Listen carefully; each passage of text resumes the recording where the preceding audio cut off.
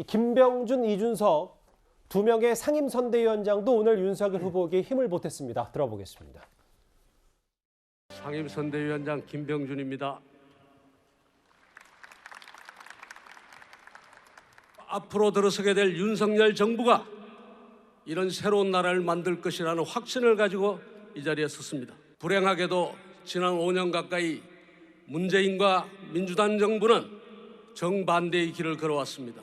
우리의 윤석열 후보를 중심으로 우리의 각오를 다지고 그렇게 하면 우리는 반드시 이깁니다.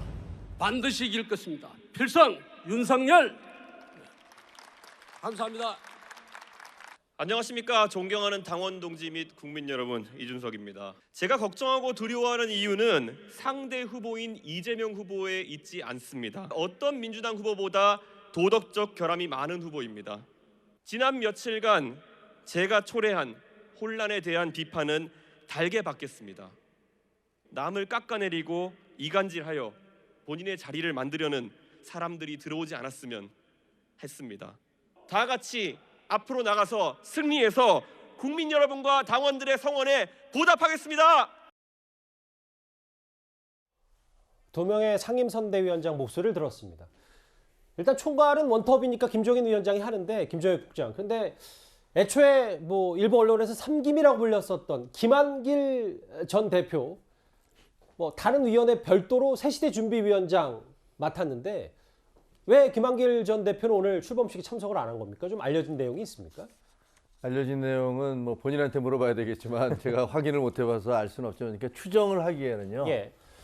사실 이번 윤석열 선대위에 보면은 거기 계신 분들이 과거에 민주당에 있었던 분들이 많이 있으시잖아요. 예. 뭐 김종인 선대위원장도 그렇고 김병준 위원장도 그렇고 그런데 사실 민주당 입장에서 보면 제일 아픈 분이 저 김한길 대표일 것 같아요. 실질적으로 민주당 대표를 했었고 어찌 보면 DJ의 가장 총애하는 그런 그 제자라고도 할 수 있는 그런 분이었는데 만약에 시대 상황이 좀 달랐으면 어쩌면 저분은 진보 정당에서 문재인 후보가 아니라 김한길 후보로서 대통령 후보가 나왔을지도 몰라요.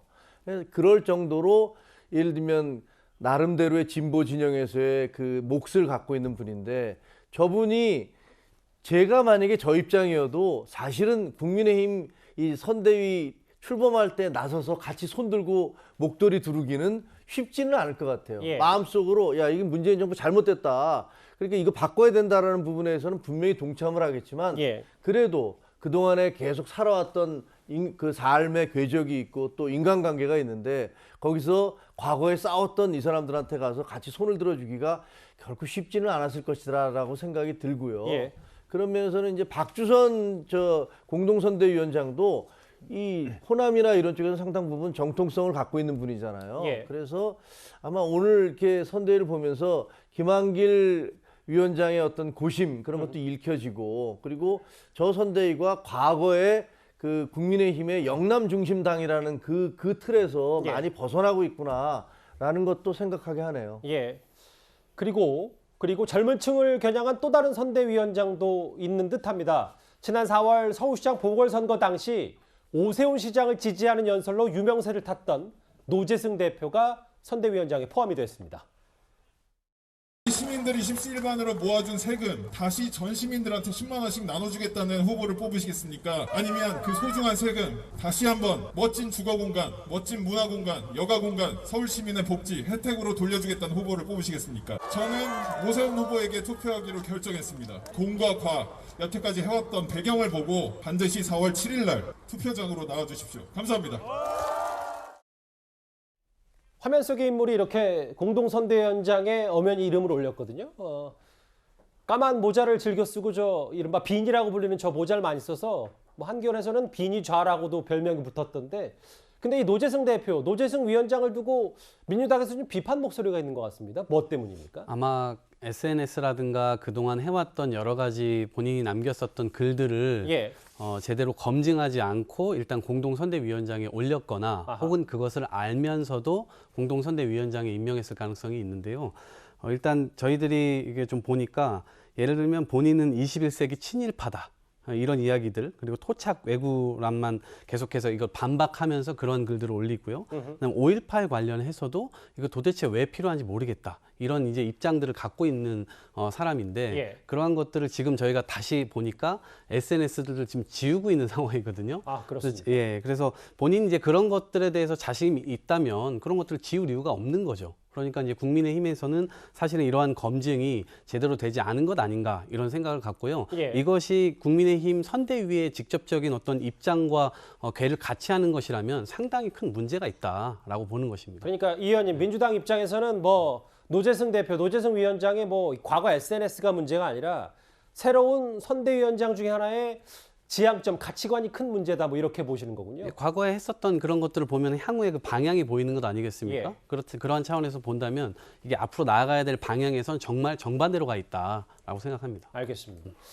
5.18에 대해서 대한민국 성역화 1대장 뭐 이런 과거 SNS가 있었다. 이 부분을 지금 민주당이 꼬집고 있습니다.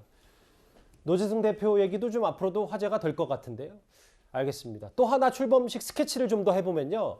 오늘 출범식에선 이준석 대표의 선거 전략, 비단 주머니 가운데 하나였던 여러 전략들을 하나 꺼냈습니다.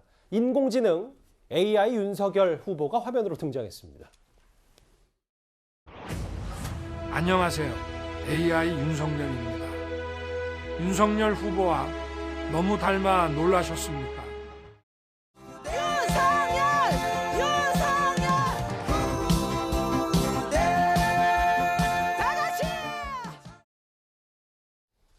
그동안 그 이준석 대표의 선거 전략이라고 해서 비단 주머니 넉넉히 윤석열 후보에게 주겠다고 했었는데 첫 번째가 여론 조작을 검증하는 크라켄. 두 번째가 오늘 공개됐더라고요. AI 윤석열. AI 같았습니까? 어땠습니까? 이 위원장님 화면에 뭐, 보면 예. 뭐 AI인지 진짜 모습인지 잘 요즘은 좀 AI 아나운서도 뭐 있고 한데요. 워낙 이제 비슷하게 하기 때문에 예. 사실 문재인 대통령에게는 탁현민이라는 탁월한 이제 이 어떤 면에서 보면 광고 전문가, 선전 전문가가 있었지 않습니까? 이제 그 이 영향을 받은 바가 굉장히 큽니다. 아마 문재인 지금도 이제 청와대 의전비서관을 하고 있는데 이 탁현민 비서관의 역할이 지금 대선에서 상당한 영향을 미쳤다. 저는 그렇게 보고 있습니다. 예. 즉 문재인 대통령이 사람들하고 친근하고 소통에 능하다.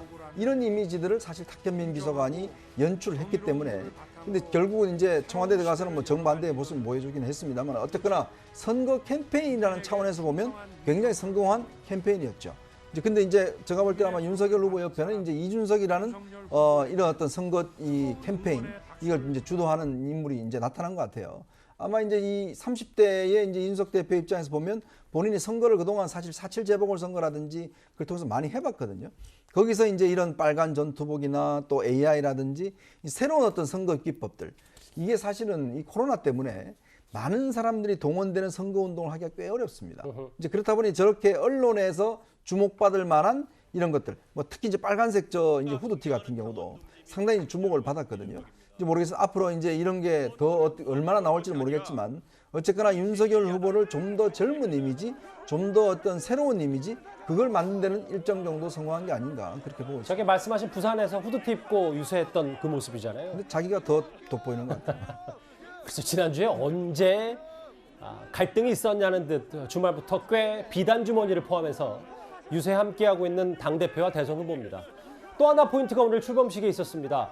일단 경선 경쟁자였던 홍준표 의원 측과 유승민 전 의원 측의 인사들은 선대위에 합류를 했지만 정작 홍준표 의원, 유승민 전 의원은 오늘 참석하지 않았습니다.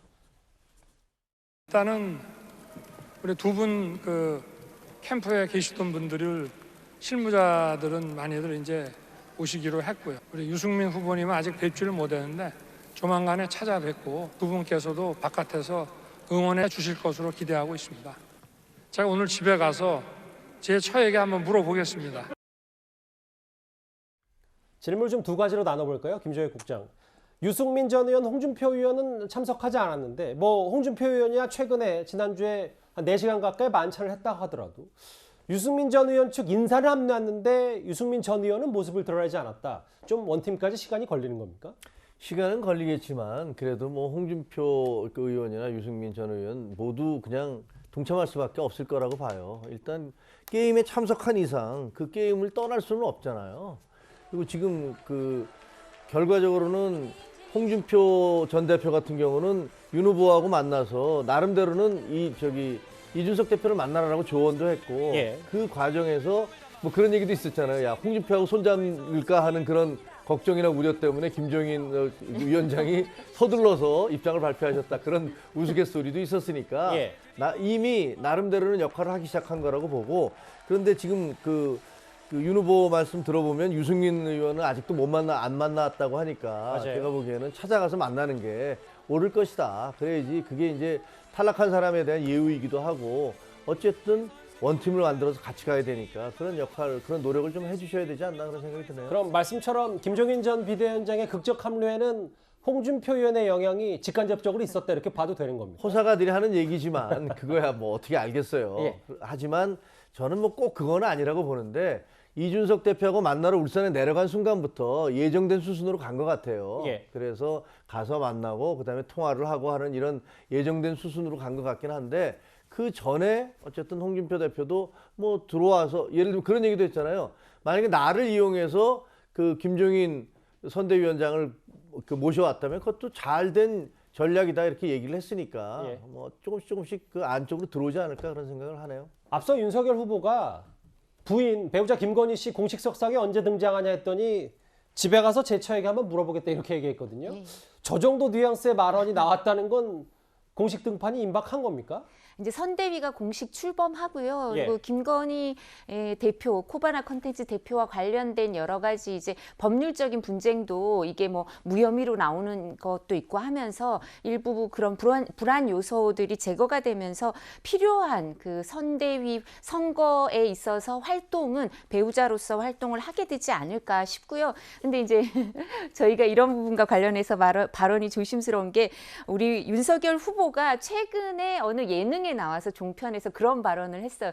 본인이 정치를 하겠다고 했더니 배우자가 가정법원에 가서 도장 찍고 하라고 했다. 그리고 이재명 후보도 같은 그 예능에 나왔는데 2006년부터 이재명 후보가 선거에 출마를 했었나 봐요. 그래 한번 떨어지고 뭐 2008년에 선거에 나가려고 했는데 배우자가 동의를 안 해줘서 그 배우자의 범죄 경력 조회를 안 찍어줘서 뭐 신청서를 못 냈다. 그래서 그런 얘기들을 하는데, 정치인의 배우자도 거의 정말 정치인과 똑같은 이런 어려움이 있는데요. 이제 아마 이 공식 선거 운동 이런 게 이루어지면서 필요한 활동은 다 하게 될 겁니다.